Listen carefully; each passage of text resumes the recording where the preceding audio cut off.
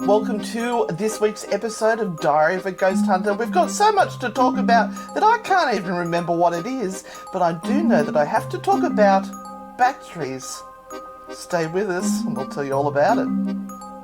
Welcome to the Diary of a Ghost Hunter podcast with your frightfully good hosts and paranormal investigators, Anne and Renata. Join the chaos weekly as we tell you what has inspired us, what cases we're investigating, what is driving us round the twist, and the true horror of what goes on in the background of being a ghost hunter. This is a frightfully good production.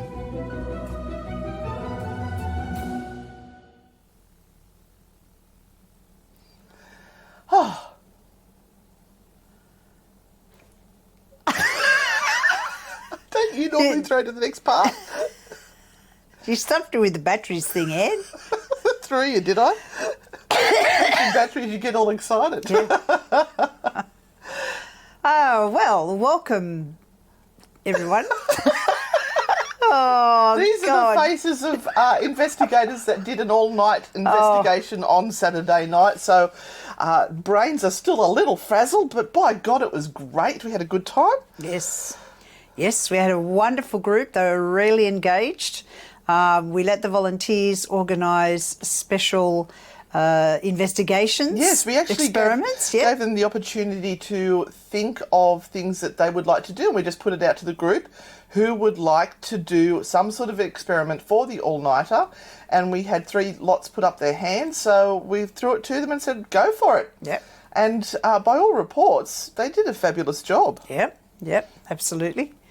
And then they all had an opportunity to do some seance work, which many of the people that were there participated in that. And then they had free time, and apparently you couldn't find anyone until the end. They just normally all people disappeared. will sort of start to leave around about 3 to 4. Most of they've all vacated practically by 4:30.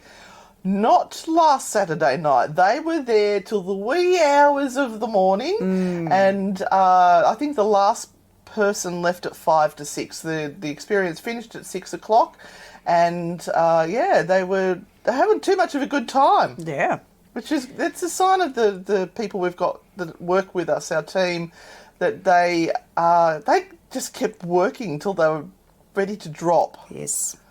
Yeah. So great night. We It will was. definitely have another one later on in the year. And we also did the residents beforehand, and that apparently was quite sensational. active as well. Yeah. So the spirits were very willing on the weekend, which was awesome. Yes. And of course we are going to Dubbo this weekend. Yes. And that is a full and completely sold out tour. So been sold out for a while too. Yeah. So and I think we're going to do another one of those in August. Yes. So keep your eye out for that if you're interested in doing that. But let's get on to what the ghost hunters have been doing this week. That is Renata and myself, Anne. And we've been doing a lot of preparation work for our trip. We're now leaving in 9 days' time. So what we've been doing is a lot of what we call pre-records, so that we can keep our people, our listeners, engaged while we're away, because we want to record a lot of video content on this trip and then edit it together rather than just doing lives, because lives are very unpredictable. They're fun, but they're unpredictable. So we wanted to make sure that our Spooky Sundays radio show would keep going, so that we're pre-recording episodes for that. Yep. We also wanted to make sure that the True Hauntings podcast kept having episodes every week. So we've done the pre-records for that. We've still got a couple to go, but I feel that we're under control. With 9 days to go, we'll get it all done. I don't feel as frantic as I did the last time we went. I'm frantic. Okay, you're frantic. It's okay. If my computer would work properly, I would probably be feeling even betterer. So we have got just about all of that done. We probably won't be able to do Diary of a Ghost Hunter because Diary of a Ghost Hunter is based on what we do every week. And we don't have the recording equipment or the good quality recording equipment to be able to record the podcast, because the podcasts need to have good audio. There's nothing worse than listening to a podcast that has that really scratchy audio, is there? Yeah. So if you're going to invest some money in something, if you want to do a podcast, make sure you get decent microphones. It's really important. So, yeah, that's what we've been doing. We've had no private cases coming in, but we did have an interesting thing that happened, and we've been sitting on this for a long, long time. We're very good at keeping secrets, aren't we? Oh, yes. So we can finally announce that Dave Schrader is coming to Australia next March. Now, he has been doing a lot of trips with Mysterious Adventures. And our trip at the end of this year has been organised by Mysterious Adventures. And he's going to put a group tour together to bring normally a lot of Americans and some British people out to Australia to do a paranormal UFO cryptid tour. And we've been asked if we would be the local guides for him. I'm all overcome. And of course it's Dave that we got the saying from. Words is hard. I always used to listen to him on Darkness Radio and he'd say that, and I've adopted it. So I pinched that one, Dave. But not only that, we've been friends with Dave for a while. He actually reached out to us about our podcast that we do, the True Hauntings podcast, and said, would he... would he like us? No, would he? Would we like our podcast to be broadcast on his network, the Paranormal 60, and supply him a show. Yeah. So we went, yes, of course. We'd love and that. We asked our grand poobahs what did they think was going to be a really good episode. And they went with the Humpty Doo episode. And so we prepped that and everything. And Anne gets a call and they talk a little bit about all the things that are going to be happening. And he slips in and mentions that, oh, no, it's not just one episode, it's weekly. And we've gone, that's cool. So we now have one of our episodes running every Friday, USA time. And that would be every Saturday morning, I think, Australia time, on his Paranormal 60 Apple podcast. And he's actually edited it down a little bit and has said to people, if you want to watch the full episode, head over to our... True Hauntings podcast. True Hauntings podcast. So that's awesome exposure for us. Oh, absolutely. So we're very, very grateful for that. But not only that, he actually listened to it and he said he got a really good laugh out of it. He could tell that we've done a lot of research. So we are patting our own back on this. But we've worked so hard on that podcast. It's not just going on to Google and finding the summary of what the podcast is about. We dig. We dig to find the juicy bits. We try to find the gangrenous bits that nobody wants to know about and report on that, don't we? Yeah. Well, we try not to copy anybody else's work and we try to format the podcast so that it kind of sounds... Although if I find some good stuff, I will use what they've... Yeah. But I acknowledge it. Try and make it fresh and try and look for ones that haven't been repeated consistently. Although I don't mind doing the big podcasts because they're the ones that people have buried the information and it's good to find the truth. I like to find those kernels of truth and bring them to the surface. Yeah. So I've yet to listen to see what changes have been made, but I did kind of sneak in the first minute or two. Oh, did you? When he was actually introducing us and the podcast, but I didn't listen anymore. Did he say nice things about us, Renata? No. Oh, no? Really. What? He just introduced us as the Australian paranormal investigators. So, yeah. Cool. Awesome. All right. I'm still happy. I'm over the moon that we're part of this. So good. Yeah. So that's our exciting news. Now, it does not mean that Dave will be. We're not going to. He's not going to be doing something for the Australian public. That's not what this is about. He has to look after the group that he is bringing to Australia. And we'll see what we can work out with him. But a lot of people have got very excited and wanted to know when they can go and do an investigation or do something with him. His primary job is to look after the people that he's bringing. So we will have to be mindful of that.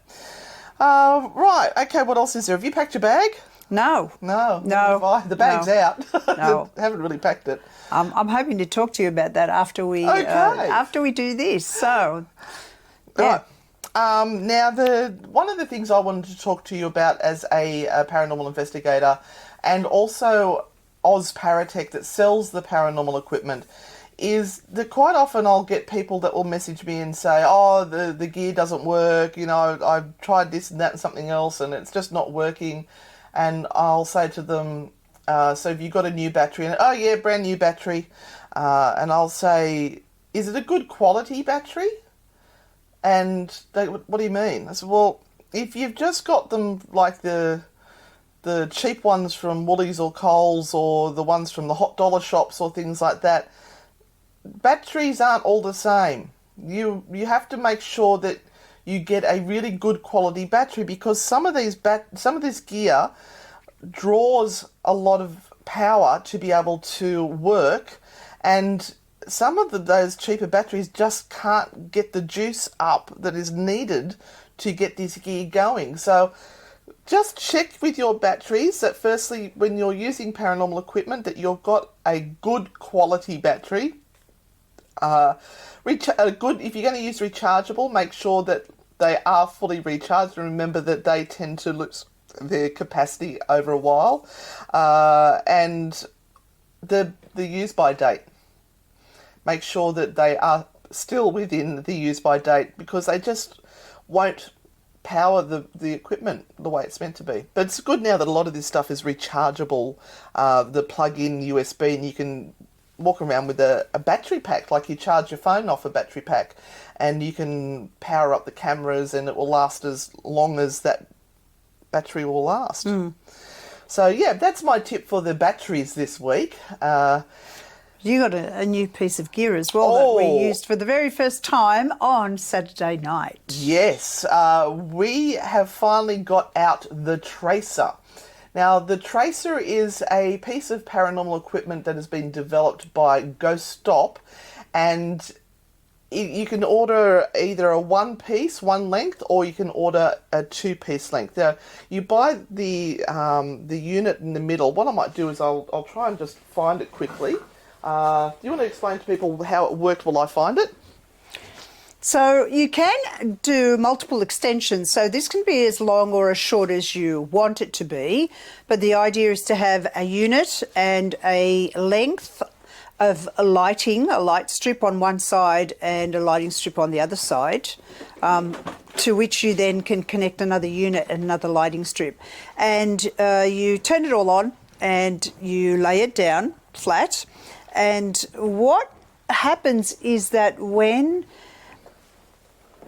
movement comes close to it, it will light up, but it can kind of also create a pathway, so you can see where that movement is going to next and follow it. So, if it's going that way, it will start to light up and continue to light through.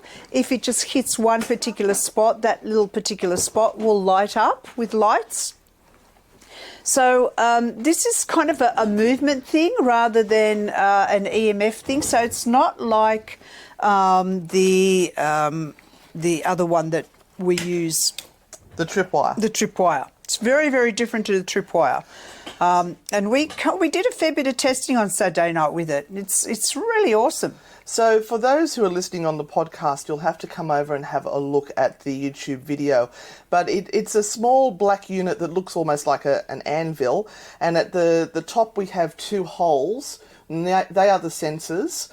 and this is the on-off switch on the side, and you can see there's little protruding things on the side of that there. If I put my hand up, you might just be able to see that little bit that protrudes out to the side, and that's what these wires will connect to. So you plug that onto there, and then that lays out as a long strip. Now, you sort of use them the same ways that you would use REM pods, but the REM pod is the bubble of energy around the pod that is there, whereas this has a long strip, and it will track the movement, which is what I find really interesting. So if something crosses that light strip, it will light up where the crossing happened, and also as you get closer to the light strip, it goes to a white light. As you come a little bit further away, it goes to a red light. So you sort of get an idea of how close or how far away it is. And we actually had it going off a couple of times in the shower block. Yep. Which was really cool. So we are going to take this device to the UK and Ireland with us because it's nice and compact. Yeah. It fits into a little zipper bag that we've got from our Temu haul. And I am going to work with it a bit more and see how I feel. But as Renata was saying, you can add the extensions to it. It has a plug-in point on each side, and you can have up to 2 lengths of rope on it at this stage. I don't know what Sean's got in development, but it makes it quite a decent length. Yeah. I think it was around about 300 Australian dollars, and I got the 2 sides, so I got the longest one I could get. So I'm looking forward to using that. In other news, we have a new website coming, and we sort of realised that we had information on Renata's website, there'd be information on my website, so there'd be Newcastle Ghost Tours, there'd be Oz Paratech, there'd be Frightfully Good, and then there'd be True Hauntings, and then there'd be Spooky Sundays, and then there'd be Renata's readings, and my equipment, and we just thought, this is so confusing for people, and we actually did have people say to us, we can't find this event, and Emmy's been doing her best. We can't find the event. Where is it? How do we find it? And we thought, well, it's time. Yeah. So Matt is developing this new website for us.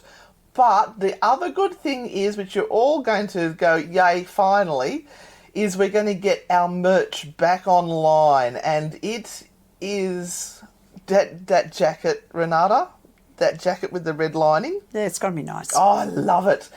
It will be so much easier, and whether you are from the United Kingdom or you're from America or from Australia, the merch is made in your country, and so you don't have the shipping from international orders unless you're in a country where they don't have one of their stores. So we're hoping that will go well and we can finally get our merch up.